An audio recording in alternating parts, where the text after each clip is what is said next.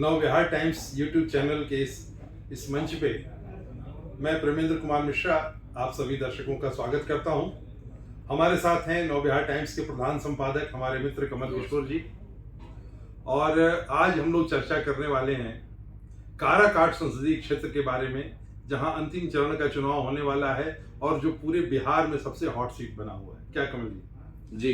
काराकाट के बारे में जैसे हमारे दर्शक जानते होंगे कि विक्रमगंज संसदीय क्षेत्र से तोड़ करके 2008 के परिसीमन में काराकाट संसदीय क्षेत्र का गठन किया गया था, जिसमें विक्रमगंज के नोखा, डेहरी और काराकाट तथा औरंगाबाद के गोह, नवीनगर और ओबरा, इन 3 विधानसभा क्षेत्रों और 3 उधर के इन 6 विधानसभा क्षेत्रों को लेकर के काराकाट का गठन किया गया था।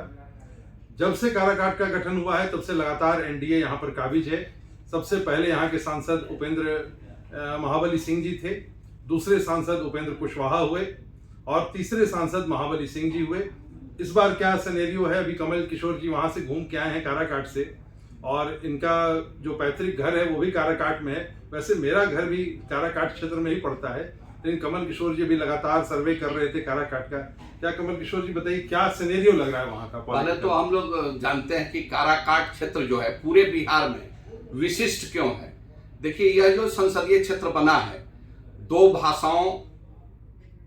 भाषाएं बोली जाती हैं, 2 परंपराएं हैं, 2 संस्कृति है। मगध और शाहाबाद। मगध का 3 विधानसभा क्षेत्र गोह, ओबरा और नबीनगर, और शाहाबाद संभाग का 3 विधानसभा क्षेत्र काराकाट, नोखा और डेहरी। यह कुल 6 विधानसभा क्षेत्र हैं। तो यह जो अपने आप में विशिष्ट बनाता है कि मगध और शाहाबाद, जो कि बिल्कुल वहां शाहाबाद में भोजपुरी बोली जाती है, और आपको यहाँ जो औरंगाबाद का क्षेत्र आता है, मगध का जो क्षेत्र आता है, यहाँ मगही बोली जाती है। तो यह अपने आप में दोनों का एक संगम स्थल बना है। यह क्षेत्र अपने आप में विशिष्ट बनाता है। यहाँ दोनों एक ही संसदीय क्षेत्र में 2 परंपराएं हैं, 2 संस्कृति चल रही है। बात और भी है कमल जी कि बीच में सोन नद इसको सदियों से बांटता रहा है। 2 सांस्कृतिक विभाजन 2 क्षेत्र के कर रखा है सोन नद। राजनीतिक रूप से आज ये शायद दोनों क्षेत्र एक हो रहे हैं, क्या कहना है? नहीं, निश्चित रूप से यह क्षेत्र काफी विशिष्ट हुआ है। और इस बार जो 2024 का चुनाव है, यह न केवल बिहार में बल्कि पूरे देश में यह हॉट सीट बना हुआ है। ये राष्ट्रीय लोक मोर्चा जो एनडीए का अभिन्न अंग है, और राष्ट्रीय लोक मोर्चा को केवल 1 सीट दिया गया है। इसके राष्ट्रीय अध्यक्ष जो हैं उपेंद्र कुशवाहा, जो पूर्व केंद्रीय मंत्री भी रह चुके हैं, वे स्वयं उम्मीदवार हैं इसको लेकर के। और माना जा रहा है कि अगर उनको विजय श्री मिलती है तो संभावनाएं हैं कि उनको केंद्रीय मंत्रिमंडल में भी शामिल किया जाए। तो यह सभी विशिष्ट, यह रह चुके हैं, विशिष्ट क्षेत्र बना हुआ है। और जो पवन सिंह आ चुके हैं, भोजपुरी के जो सिने स्टार हैं, इनको पहले भारतीय जनता पार्टी ने आसनसोल से टिकट दिया था। इन्होंने आसनसोल से लड़ने से इनकार किया। बाद में आरा से इन्होंने टिकट की मांग की, वहां से टिकट नहीं मिला, तो ये निर्दलीय, जैसा कि इन्होंने ट्वीट कर कहा कि हम अपनी मां की आज्ञा से आए हैं काराकाट में लड़ने। इनके आने के बाद यह संसदीय क्षेत्र और यहाँ चुनाव काफी रोचक और दिलचस्प हो गया है। हाँ, ये पवन सिंह की एंट्री बड़ी महत्वपूर्ण है, क्योंकि आमतौर पर जो बाकी कैंडिडेट हैं, उपेंद्र कुशवाहा जी वहां से लगातार 3 चुनाव लड़ चुके हैं। राजा राम सिंह जी भी क्षेत्र के पुराने आदमी हैं, 2 विधानसभा चुनाव उन्होंने वहां से जीते हैं। ओबरा से 2 बार विधायक भी रहे हैं और 1 बार काराकाट का चुनाव भी लड़ा था। ये पवन सिंह की एंट्री जो है यहाँ पे ज्यादा रोचक बना रही है। पवन सिंह इसमें क्या गुल खिला सकते हैं? क्या इस जो सीधी लड़ाई होती रही थी काराकाट में 2 ध्रुवीय, इसमें पवन सिंह की क्या भूमिका होगी? क्या आपको लग रहा है? अभी क्षेत्र में आप घूम के आए तो क्या लग रहा है आपको? देखिए, जो भोजपुरी सिनेमा है उसमें निश्चित रूप से पवन सिंह स्टार हैं।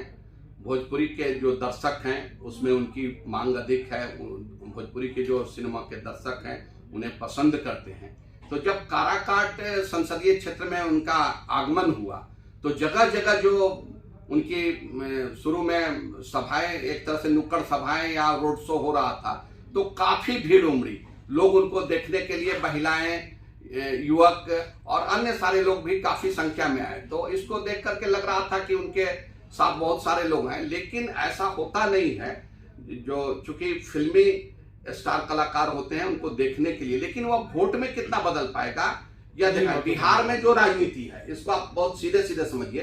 बिहार में जो राजनीति है सिर्फ जातीय आधार पर है, और वह भी जातीय आधार पर वह गठबंधनों में बटी हुई है। यहाँ दो जो गठबंधन है, इंडी गठबंधन और एनडीए गठबंधन, और वहां पर सारी जातियां एक दूसरे से बटी हुई हैं। तो वोट दोनों तरफ दिखेगा जो माना जाता है। और कुल जो यहाँ पहले बता दें कि कुल 27 उम्मीदवारों ने यहाँ नामांकन किया था, जिसमें 13 उम्मीदवारों के नामांकन पत्रों में त्रुटि के कारण रद्द कर दिए गए, तो 14 उम्मीदवार बचे। और इसमें एक उम्मीदवार पवन सिंह की मां ने जो नामांकन किया था वह उन्होंने नाम वापस कर लिया। अब कुल 13 उम्मीदवार चुनाव मैदान में हैं। इनमें उपेंद्र कुशवाहा हैं इंडी गठबंधन से पूर्व विधायक राजा राम सिंह जी हैं, निर्दलीय पवन सिंह हैं, बहुजन समाज पार्टी से कैमूर के रहने वाले जो बसपा के प्रदेश महासचिव हैं धीरज कुमार सिंह और भान सिंह हैं। आपको राष्ट्र सेवा दल के जो हिंदू राजनीति को लेकर के आगे आते रहे हैं, डेहरी ऑनसन से विधायक रहे स्वयं प्रदीप जोशी, और उनकी पत्नी भी विधायक रह चुकी हैं, तो यहाँ प्रदीप जोशी भी उम्मीदवार हैं। तो सारे कहीं न कहीं प्रभावित करते हैं। और कुछ लोगों का जो नामांकन रद्द हुआ उसमें भी एक दो प्रमुख उम्मीदवार थे, लेकिन अभी हमारे सामने काराकाट संसदीय क्षेत्र में 13 उम्मीदवार हैं, लेकिन मुख्य मुकाबला यहाँ एनडीए और इंडी गठबंधन के ही बीच माना जा रहा है। क्या पवन सिंह की भूमिका आपको कैसे लग रही है कि यहाँ पर कैसी रहेगी? देखिए, पवन सिंह अगर आप सभाओं में या उनके रोड शो में, उनके जनसंपर्क अभियान में भीड़ को यदि आप देखेंगे तो निश्चित रूप से लगेगा कि वे संघर्ष को त्रिकोणात्मक बना रहे हैं। लेकिन अब जो चूंकि बिहार की राजनीति है यहाँ पर जातीय आधार पर चलती है, तो हमको नहीं लगता है कि वोट में वह तब्दील हो पाएगी भीड़। अगर भीड़ वोट में तब्दील हो जाए तो निश्चित रूप से यह बहुत कड़ा संघर्ष हो जाता, बहुत रोचक होता है। एक बात और कही जा रही है कि चूंकि पवन सिंह भी हैं और उनके साथ कोई बूथ स्तर तक का संगठन नहीं है, इसका भी उनको खामियाजा भुगतना पड़ेगा, ऐसा भी कुछ लग रहा है आपको? क्या नया उम्मीदवार होने के चलते और काराकाट संगठन उनके साथ नहीं है, काराकाट संसदीय क्षेत्र बिल्कुल नया है। हम समझते हैं कि उनको बहुत सारे पंचायतों का भी ज्ञान नहीं है, या जो भी पॉलिटिकल कार्यकर्ता या नेता उनके साथ नहीं है, तो यह कठिनाई उनको हो रही होगी जगह जगह। और इसका नुकसान चूंकि बूथ स्तर पर समझना, उपेंद्र कुशवाहा यहाँ से एक बार सांसद रह चुके हैं, उनको क्षेत्र का ज्ञान है, यहाँ की समस्याओं का ज्ञान है। राजा राम सिंह भी जमीनी स्तर के जुड़े हुए नेता हैं, वे भी विधायक रहे हैं 2 बार, और एक बार काराकाट से लड़ चुके हैं, तो उनको भी ज्ञान है। उनका भी कैडर वोट कुछ है माले का हर विधानसभा क्षेत्र में। एक जो 5-6 विधानसभा क्षेत्र है उसमें 5 पे राजद का कब्जा है और 1 पर आपका माले का काराकाट में कब्जा है।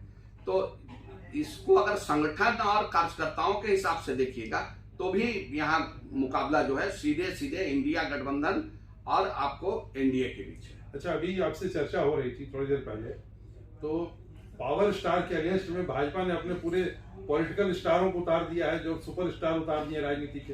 हाँ, राजनीति के देखिए सुपर स्टारों को एनडीए ने यहाँ लाने की पूरी तैयारी की है। आप देखिए 24 तारीख को नोखा में बिहार के मुख्यमंत्री और जदयू के राष्ट्रीय अध्यक्ष नीतीश कुमार का आगमन हो रहा है।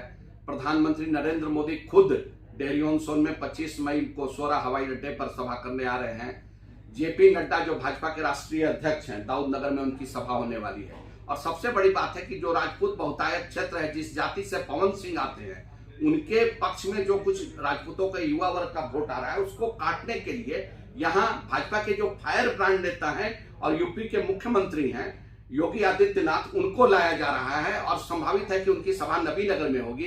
राजनाथ सिंह रक्षा मंत्री, जो देश में राजपूतों के एक बहुत बड़े नेता माने जाते हैं, भाजपा के राष्ट्रीय अध्यक्ष भी रह चुके हैं, उत्तर प्रदेश के मुख्यमंत्री रह चुके हैं, उनको भी लाया जा रहा है यहाँ काराकाट संसदीय क्षेत्र में। स्थल और दिनांक का तय होना अभी बाकी है। इसके अलावा गृह मंत्री, जो कि मतलब एनडीए सरकार में दूसरे नंबर के नेता हैं, और अमित शाह, वे भी आ रहे हैं। तो ये जो सुपर स्टारों को, हमको नहीं लगता है कि किसी संसदीय क्षेत्र में बिहार में ये जो 6 नेताओं की जोड़ी है, मतलब टीम है, वह कहीं आई होगी।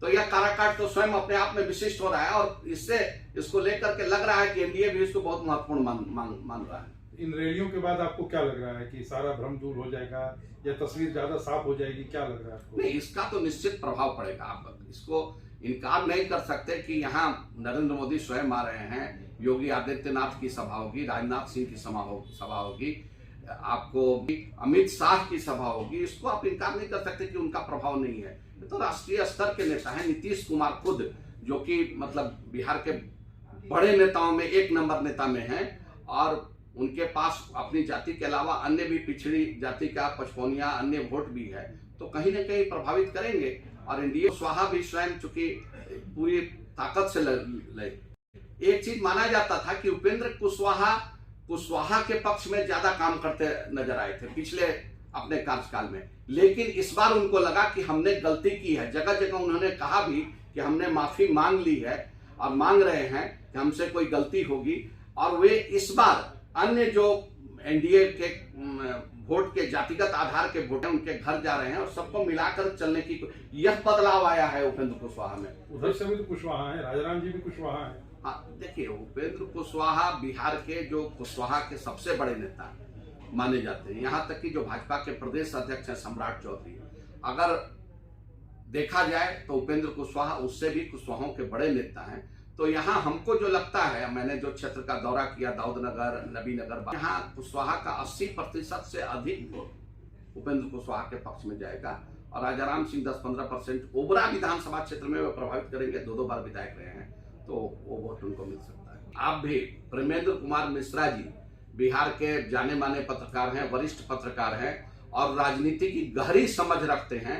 हम आपसे भी जानना चाहेंगे, चूंकि आप भी काराकाट संसदीय क्षेत्र के निवासी हैं, तो आपको क्या लगता है कि मतलब यहाँ क्या राजनीतिक अब तक का जो चुनाव परिणाम रहा, चाहे 2009 का हो, 14 का हो, 19 का हो, सीधी लड़ाई आकार पाती रही। और इस बार भी उस तरह का ही सिनेरियो था, बहुत ज्यादा बदलाव नहीं था।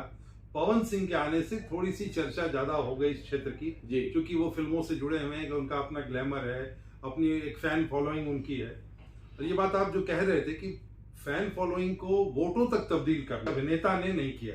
साउथ में हमने देखा, जब कुछ फिल्मों से अभिनेताओं की अपनी फैन फॉलोइंग रही जो वोटों में बदली, लेकिन हम देखते हैं कि जो उत्तर भारत है वहां पर ठीक है, दर्शक हैं, फिल्में देखते हैं, लेकिन वो नेता के रूप में अलग देखना चाहते हैं। इसलिए बहुत सारे अभिनेता हमारे शत्रुघ्न सिन्हा जी भी लगातार नहीं हुई जो साउथ के स्टार को मिलती रही। तो यहाँ की जो राजनीति है उसमें ग्लैमर भीड़ जुटाने के लिए तो हो सकता है, वोट पाने के लिए पवन सिंह जी को काफी मेहनत करनी पड़ेगी, और एक संगठन का जो ढांचा होना चाहिए था उनके पास अभाव है, या जो बूथ लेवल पे जो इन्फ्लुएंस कर सके लोगों को। अंतिम समय में ये मुकाबला भी कहीं न कहीं 2 तरफा हो जाएगा, 2 ध्रुवीय हो जाएगा, 3 ध्रुवीय नहीं रहेगा। और ये मेरा भी ये मानना है सर। जी जी। तो ये थी काराकाट संसदीय क्षेत्र की स्थिति। जो वरिष्ठ पत्रकार नव बिहार टाइम्स के संपादक कमल किशोर जी, जो वहाँ के वोटर भी हैं, उन्होंने खुद अपनी आंखों से देखा, जाना, महसूस। ये सीट है। फिर हम लौटेंगे काराकाट के बारे में, क्योंकि काराकाट हॉट सीट बनी हुई है, सबकी नजर काराकाट पे है।